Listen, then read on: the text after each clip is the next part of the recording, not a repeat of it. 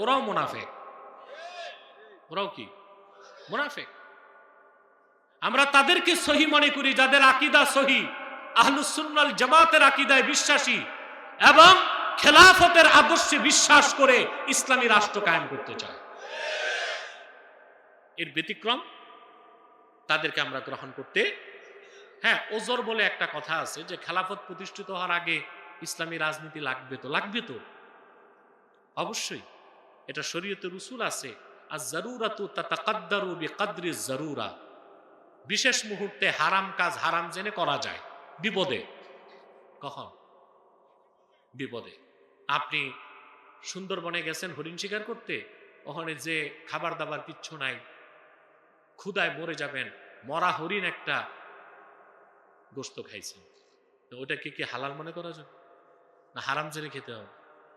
পশ্চিমা মতাদর্শকে যারা নিয়ে রাজনীতি করছেন, ওটাকে হারাম জেনেই করতে হবে, আদর্শ মনে করার সুযোগ। অথবা আমাদের নেতা বানাতে হবে সত্যবাদীদেরকে। এখন আসেন, আল্লাহ তাআলা দুইটা নির্দেশ করছেন, একটা হচ্ছে তাকওয়া আর একটা হচ্ছে সোহবত। আরেকটা কি? সত্যবাদী সোহবত লাগবে। কাদের? সত্যবাদীদের সোহবত লাগবে। বিজ্ঞানীর কাছে না গেলে যেমন বিজ্ঞানী হওয়া যায় না, ডাক্তারের সংস্পর্শে পড়াশোনা না করলে ডাক্তার হওয়া যায় না, যায়?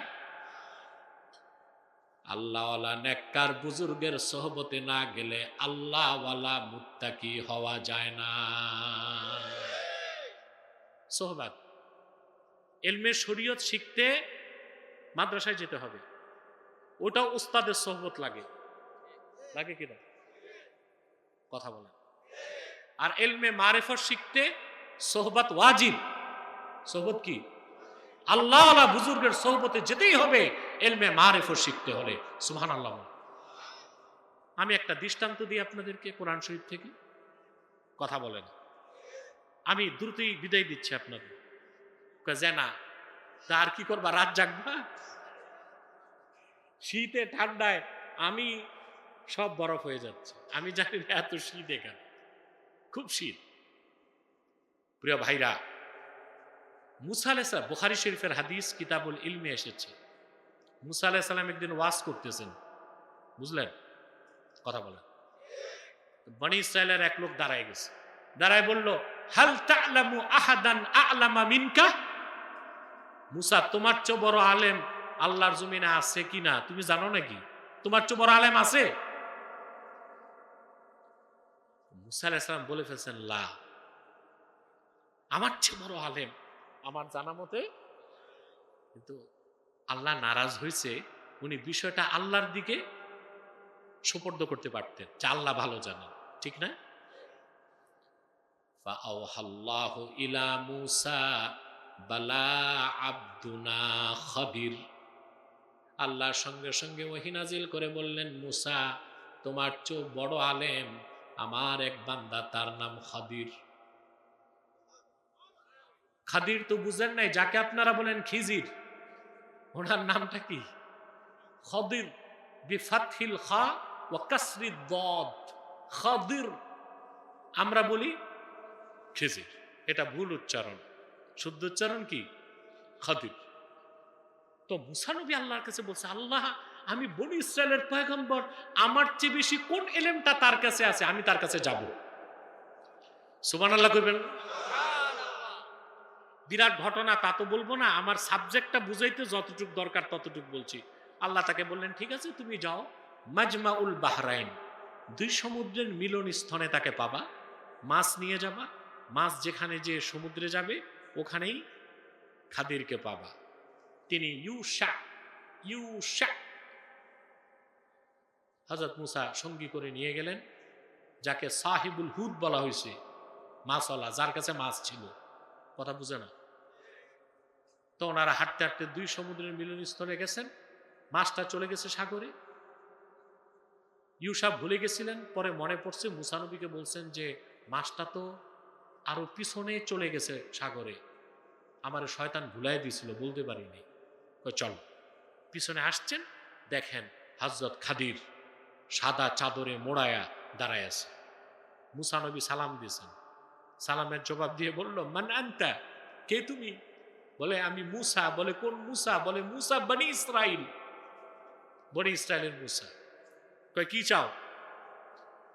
তো মুসা আলাইহিস সালাম বললেন, قال له موسى هل أتبعك على أن تعلمني مما علمت رشدا।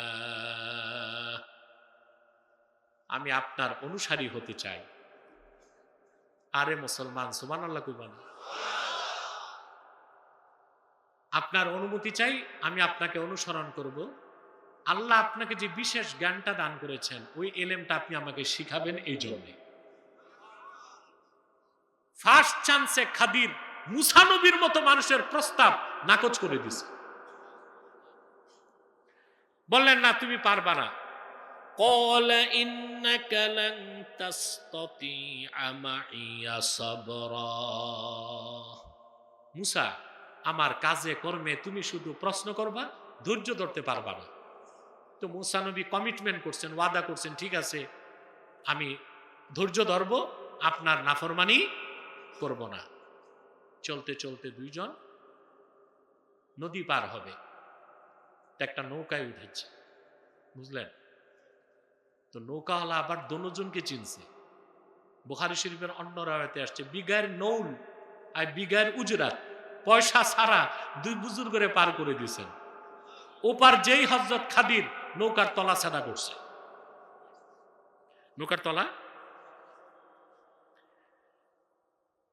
হযরত মুসা ধৈর্য ধরতে পারলেন না, তিনি বললেন, তুমি এই মানুষগুলোকে ডুবানোর জন্য নৌকার তলাটা ছাদা করছো কেন?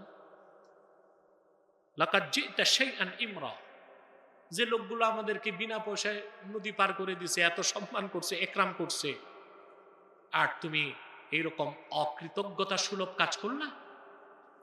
খাদির কয়, মুসা আগেই বলছিলাম তুমি ধৈর্য ধরতে পারবা না।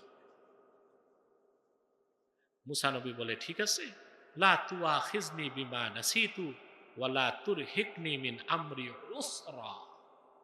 যেটা ভুল করে ফেলছি এটা ধইরো না, আর আমার উপর অযথা কিছু চাপিয়ে দিও না। দুইজন হাঁটতে হাঁটতে একটা ময়দান পার হচ্ছে, সুন্দর বাচ্চাগুলো খেলতেছে, সবচেয়ে সুন্দর বাচ্চাটা ধরে খাদির কল্লা কেটে দিস। মুসা নবী এটা কি করলো? তুমি এটা কি কাজ করছো?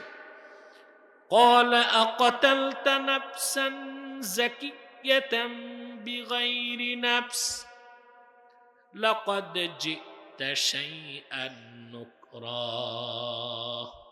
একটা নিষ্পাপ বাচ্চা যে কাউরে খুন করে নাই, এরকম একটা নিরপরাধী বাচ্চাকে তুমি হত্যা করলা, খুব মন্দ একটা কাজ করছো।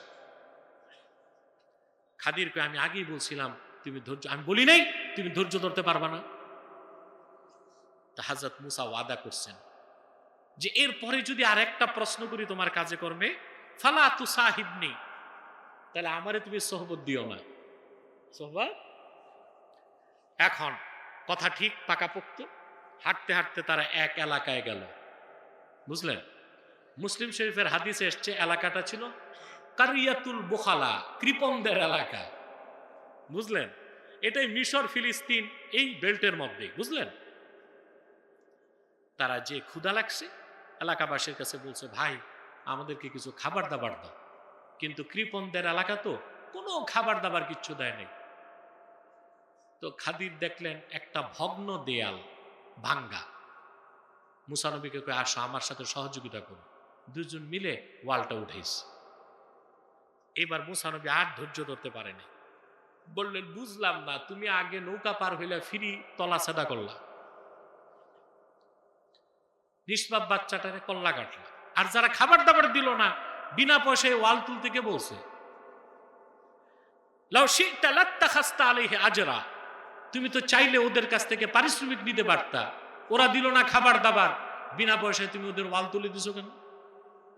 হযরত খাদির তখন বললেন, হাযা ফিরাকু বাইনি ওয়া বাইনিক, তোমার আমার সম্পর্ক, আমি আমার পথে যাই, তুমি তোমার পথে, আর সোহবত দিব। হযরত খাদির বলেন, মুসা তিন কাজে যে তিন প্রশ্ন করছো ব্যাখ্যাটা দিয়ে আমি বিদায় নেই। সুবহানাল্লাহ। হযরত খাদির জবাব দিলেন, আম্মাস সাফিনাতু ফাকানাত লিমাসাকিনা ইয়ামালুনা ফিল বাহরি ফাআরাদতু আন আঈবাহা ওয়া কানা ওয়ারাআহুম মালিকুন ইয়াখুযু কুল্লা সাফিনাতিন গসবা। যে নৌকাটা আমরা পার হয়েছি এই নৌকাটা হচ্ছে নিরীহ ইয়েতিমদের নৌকা। তারা সাগরে নৌকা পারাপার করে টাকা কামাই করে। আল্লাহ প্রদত্ত জ্ঞানে আমি দেখতে পেয়েছি পিছনে অত্যাচারী শাসক আসতেছে, নৌকাটা গসব করবে, রিকুইজিশন করবে, এতে ইয়েতিমদের কামাই রোজগার বন্ধ হয়ে যাবে। আমি নৌকার তলা ছিদ্র করে দিলাম, খুঁত থাকলে সে আর নিবে না, ইয়েতিমরা পরে নৌকাটা সংস্কার করে ব্যবসা চালায় যেতে পারবে। মুসা কয় কাজটাতে তো ভালোই, কাজটা তো বাচ্চাটারে মারছো কেন? তিনি বললেন, শোনো, وأما الغلام فكان أبواه مؤمنين فخشينا أن يرهقهما طغيانا وكفرا। বাচ্চাটা নিষ্পাপ, কিন্তু আল্লাহ প্রদত্ত জ্ঞানে আমি বুঝতে পেরেছি বড় হয়ে সে নাফরমান হবে আর বাবা মার উপর জবরদস্তি করবে। আমি তারে জবাই করে দিলাম, সেও বেঁচে গেল, আর তার বাপ মাকে আল্লাহ তার বদলায় উত্তম সন্তান দিবেন। খাদি মুসা নবী কয়, এটাও তো ভালো কাজ হয়েছে, তো দেয়াল উঠাইলা কেন? কষ্ট হচ্ছে, কথা বলেন, ঘুমাচ্ছেন না তো? আবার টেস্ট করব, কে কে ঘুমান হাত উঠান।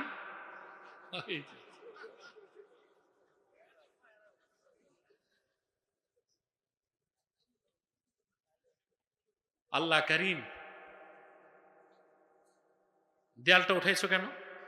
কয় শোনো, وأما الجدار فكان لغلامين يتيمين في المدينة وكان تحته كنز لهما وكان أبوهما صالحا। এই দেয়ালের নিচে দুইজন এতিমের সম্পদ আছে। এই দোনো এতিমের পিতামাতা ছিল, দোনো এতিমের পিতারা ছিল অত্যন্ত নেককার। সুবহানাল্লাহ। আল্লাহর ফিতরত হচ্ছে বাপ মা যদি নেককার হয়, মৃত্যুর পরে নেককার পিতামাতার সন্তানকে আল্লাহ রাব্বুল আলামিন পৃষ্ঠপোষকতা করে। ওরা এতিম, ওদের বাবারা সম্পদ রেখে গেছে দেয়ালের নিচে, দেয়াল তো ভেঙে গেছে, চোরের হাত লাগবে। আল্লাহ প্রদত্ত ইলমে আমি বুঝতে পেরেছি, আমি দেয়ালটা উঠায় দিছি, বড় হয়ে ওরা ওদের সম্পদ নিয়ে নিতে পারবে। হযরত মুসা কয়, এটাও তো ভালো কাজ হয়েছে। তা বিষয়টা কি? হযরত মোল্লা আলী কারি মেশকাতে শরমের কাতে ব্যাখ্যা করেছেন সবচেয়ে চমৎকার ব্যাখ্যায়। মোল্লা আলী কারি লেখেন, ফানাজারা মুসা আলাইহিস সালাম ইলা আলামিশ শাহাদা ওয়া নাজারাল খাদির ইলা আলামিল গায়ব। মুসা নবীর নজর ছিল আলামে শাহাদায়, খাদিরের নজর ছিল আলামে গায়বে। একজনের দৃষ্টি ছিল শরীয়তে, আর একজনের দৃষ্টি ছিল মারেফতে। ওই যে মারেফতের ইলম, সেটা শিখার জন্য মুসা নবী হযরত খাদিরের সঙ্গ লাভ করেছেন।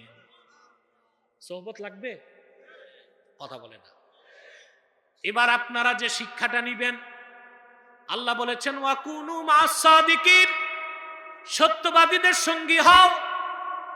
যিনি আপনাকে মসজিদে নেতৃত্ব দিবেন তাকে সত্যবাদী হতে হবে, যিনি আপনাকে খানকায় আধ্যাত্মিক নেতৃত্ব দিবে তাকে সত্যবাদী হতে হবে, যিনি ময়দানে আপনাকে রাজনৈতিক নেতৃত্ব দিবেন তাকেও সত্যবাদী হতে হবে। ঠিক কিনা বলেন? আল্লাহ তাআলা তার আখিরি নবী, আল্লাহ তাআলা ওনার আখিরি নবী নূর নবীজি আমার মুহাম্মদ মুস্তাফা সাল্লাল্লাহু আলাইহি ওয়াসাল্লামের মাধ্যমে ১,৫০০ বছর আগে দিন ইসলামকে পরিপূর্ণ করে দিয়েছেন। সেই দিন ইসলামের সব আছে, শরীয়ত আছে, তরিকত আছে, হাকিকত আছে, মারেফত আছে। উম্মতে মুহাম্মদীর মধ্যে যারা মুহাদ্দিস তারা হাদিস শিখায়, যারা মুফাসসির তারা তাফসীর শিখায়, যারা ফকিহ তারা ফিকহ শিখায়, আর যারা আরিফিন সালেকিন সাদিকিন তারা ইলমে মারিফত তরিকত শিখায়। বলেন সুবহানাল্লাহ। আল্লাহর নির্দেশ, ইয়া আইয়ুহাল্লাযীনা আমানুত্তাকুল্লাহা ওয়া কুনু মা'আস সাদিকিন। সাদাকাল্লাহুল আযীম ওয়া সাদাকা রাসূলুহুন নবিয়ুল কারীম ওয়া নাহনু আলা যালিকা মিনাশ শাহিদিন ওয়াশ শাকিরিন ওয়ালহামদুলিল্লাহি রাব্বিল আলামিন। অনেক এই মুনাজাত নাই তোমার? এই ওয়াজ হয়েছে চলে যাবে, ভাবসাব যেন আউলিয়ায়ে কেরাম, গুনাহ টুনা নাই, সব পাপী আমরা, আল্লাহর কাছে মুনাজাত করব। প্রিয় বন্ধুগণ, আপনার তো চাঁদপুর শহরের মানুষ, ইলিশ মাছ বেশি খান, কথা বলেন? হ্যাঁ অবশ্যই, চেয়ারটা পাশে দেন। সভাপতি সাহেবের একটু বক্তব্য আছে। হ্যাঁ, চেয়ারটা এদিকে দেন সভাপতি সাহেব। না না, একটু বক্তব্য আছে তো, আপনার চেয়ারে বসলে সুন্দর লাগবে। প্রিয় ভাইরা, এই দিক তাকান, শুনতেছেন, খেয়াল করতেছেন? আপনারা চাঁদপুরের মানুষ, সত্যিকার অর্থে ইসলাম প্রেমিক, আলহামদুলিল্লাহ। বিগতকালে ইসলামী আন্দোলনে, কাফের মুশরিকদের বিরুদ্ধে আন্দোলনে চাঁদপুরের মুসলমানরা অনেক ইতিহাস সৃষ্টি করছে, ঠিক না? করছে কিনা আমি বলবো, এখন বসো, করছে কিনা? আপনাদের কাছে চাঁদপুরবাসী, আপনাদের কাছে আমার করজোর অনুরোধ থাকবে একটা, আমাদের দল যেটাই থাক, কেউ বিএনপি, কেউ জামাত, কেউ আওয়ামী লীগ, কেউ কওমি, কেউ আলিয়া থাকুক, আমরা সকল দলের মুসলমান। আবার কেউ আছে এনসিপি, আছে না? থাকুক। রাজনৈতিক ঐক্যটার চেয়ে আমাদের অরাজনৈতিক ঐক্য বেশি দরকার। কোনটা বলেন তো ভাই? রাজনৈতিক ঐক্য কি টেকসই হয়? এই ঐক্য হয় ভোট পর্যন্ত। কি পর্যন্ত? এখন দেখতেছি ভোটের আগে ভাঙ্গন শুরু হয়েছে, অলরেডি শুরু হয়ে গেছে ভাঙ্গন। তো এই ঐক্য আমাদের আসলে, এটা পাওয়ার পলিটিক্স, এটা আমাদের খুব কাজে আসবে না। আমাদের দরকার অরাজনৈতিক ঐক্য। কি দরকার? রাজনৈতিকভাবে সারা দেশের মানুষকে এক করা যাবে? কথা বলে না, যাবে? সম্ভব? সম্ভব? আচ্ছা ভাই, একটা কথা বলি, এই যে আপনারা গভীর রাতে প্রচন্ড শীতে বসে আছেন এতগুলো মানুষ, এটা চাঁদপুর কত আসন? বলেন জোরে নাউজুবিল্লাহ, জোরে। আমি নিজেও যদি ৩ নাম্বার আসনে দাঁড়াই, যতগুলো লোক আছেন ৩ ভাগের ১ ভাগ লোক কি আমাকে ভোট দিবেন? সত্যটা তো।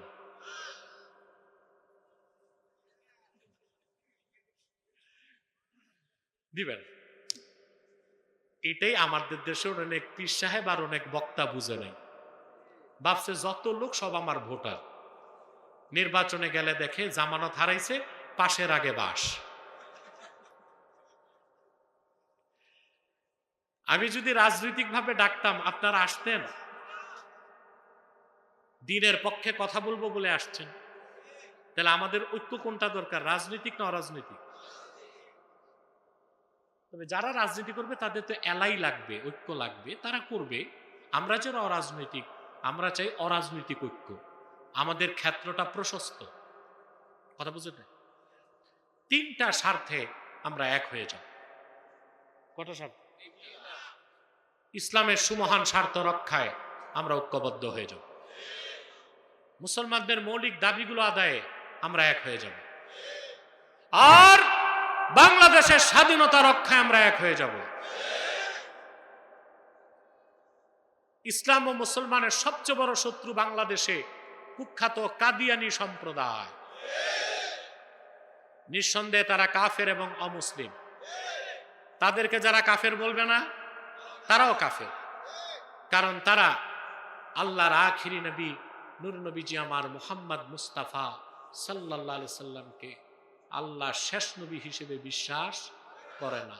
চিল্লায় বলেন নাউজুবিল্লাহ। সেজন্য তারা কি? তাদেরকে যারা কাফের বলবে না তারা কি? মানুষকে তারা ধোঁকা দেয়। মুসলমানদের মতো দাড়ি রাখে, টুপি লাগায়, নাম রাখে, তাই বলি কি মুসলমান হবে? দাড়ি রাখলে কেউ যদি মুসলমান হতে পারত, তো রবীন্দ্রনাথ ঠাকুরের চেয়ে বড় মুসলমান কি হইত? সে কি মুসলিম ছিল না অমুসলিম? নাম রাখলে মুসলমান হওয়া যায়? কথা বলেন। টুপি লাগাইলে দিল্লি পার্লামেন্টে হিন্দু এমপিরাও তো টুপি লাগায়, মুসলিম হবে? নাম রাখলে মুসলমান হওয়া যায়? এক শয়তান বোতলে পেশাব করে উপরে লেবেল দিছে শরবত, ওটা কি শরবত হবে? ভিতরে কি? তদ্রুপ কাদিয়ানীরা কাফের। আব্দুল আউয়াল, আব্দুল সামাদ, মোবাশ্বের আলী, কবির চৌধুরী, শাহরিয়ার কবি, নিঝুম মজুমদার, এসব নাম রাখার দ্বারা তারা মুসলমান হতে পারে না।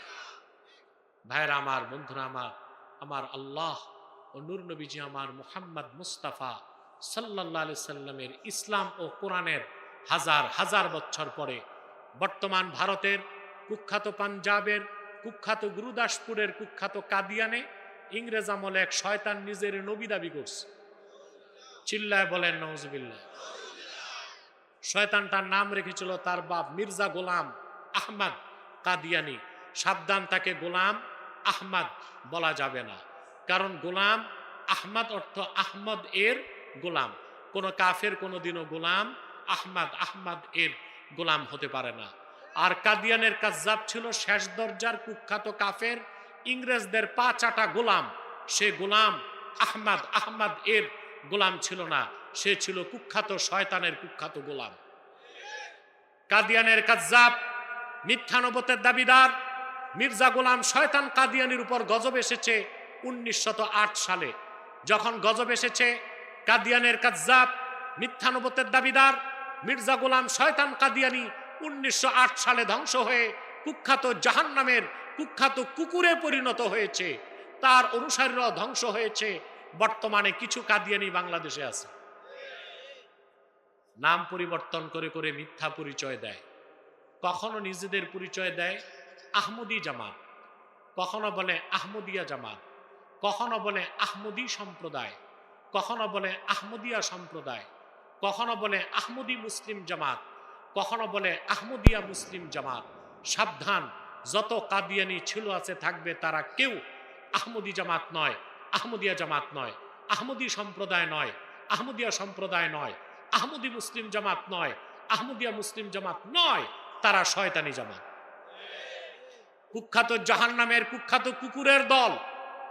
আমাদের সকল দলের একটাই দাবি, অনতিবিলম্বে স্বাধীন বাংলায় শয়তান কাদিয়ানীদেরকে রাষ্ট্রীয়ভাবে অমুসলিম ঘোষণা করতেই হবে, করতেই হবে, করতেই হবে।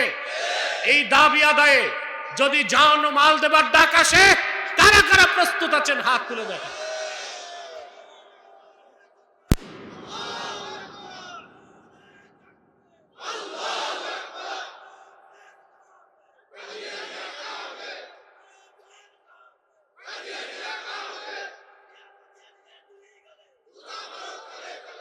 সম্মানিত সুধী, তাদেরকে অর্থনৈতিক সহযোগিতা করবেন না, করেন।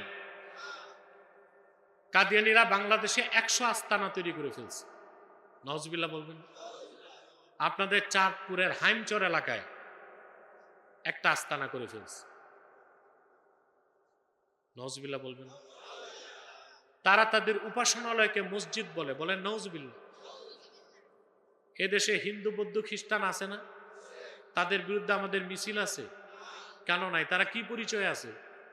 অমুসলিম। কাদিয়ানীরা তো তাদের চেয়ে নিকৃষ্ট কাফের, অতএব তাদেরকে অমুসলিম পরিচয়ই থাকতে হবে। হিন্দু, বৌদ্ধ, খ্রিস্টানদের উপাসনালয়কে মসজিদ বলা যায়? মন্দির, গির্জা, প্যাগোডা। তো কাদিয়ানীরা তো কুখ্যাত কাফের, তাদের উপাসনালয়কে মসজিদ বলা যাবে? সেটা হচ্ছে একটা শয়তানি আস্তানা, ঠিক না? তাদেরকে অর্থনৈতিক সহযোগিতা করবেন না, করেন? জি করেন। প্রাণ কোম্পানির যত জিনিস তাদের, সেজান কোম্পানির জুস তাদের, আর FL এর পণ্যগুলো তাদের, প্রথম আলো নামের প্রথম অন্ধকার পত্রিকা, ডেইলি স্টার, ভীষণ, এগুলো তাদের নৈতিক দায়িত্ব হিসেবে এগুলো ধরবেন না, কিনবেন না, বেচবেন না, মনে থাকবে। আরেকটি অমুসলিম সম্প্রদায় আমাদের যুবকদেরকে গ্রাস করতেছে, এটার নাম হিজবুত তাওহীদ। এটা হিজবুত তাওহীদ না, হিজবুত শয়তান। এরা নামাজকে বলে যে ট্রেনিং। নামাজ কি? উজু থাকলেও হবে, উজু ছাড়াও হবে। বলে দাজ্জাল বলতে কিছু নাই, আমেরিকায় দাজ্জাল। তো ঈসা কেন নামবে? কথা বলেন। ঈসা যে নামবে দাজ্জাল হত্যা করতে, নামবে না? নবী পরিচয় না, উম্মত পরিচয়। তো ঈসা রুহুল্লাহ নামবে, এটা অস্বীকার করা কুফর না? তো তারা এটা বলতে পারে না, তো বলে দাজ্জাল তো নাই, তার মানে ঈসা নামার দরকার কি?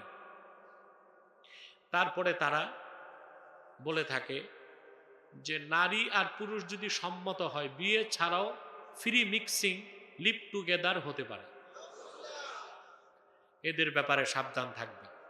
আরেকটা অমুসলিম সম্প্রদায় আমাদের স্বাধীনতায় হাত দিতে চায়, এটা হচ্ছে ঈসাই জামাত।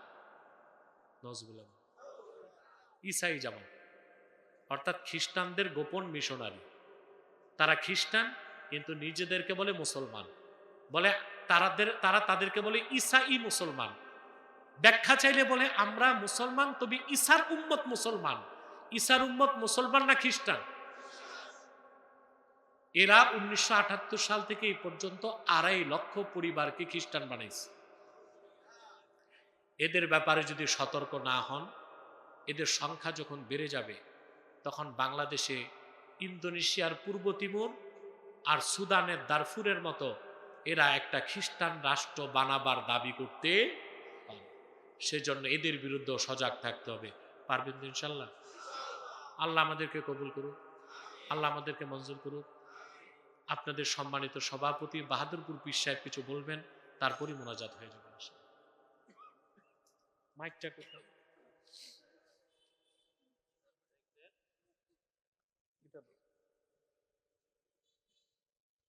না না, উঠতে বলি নাই, বেয়াদবির একটা সীমা থাকে। বসে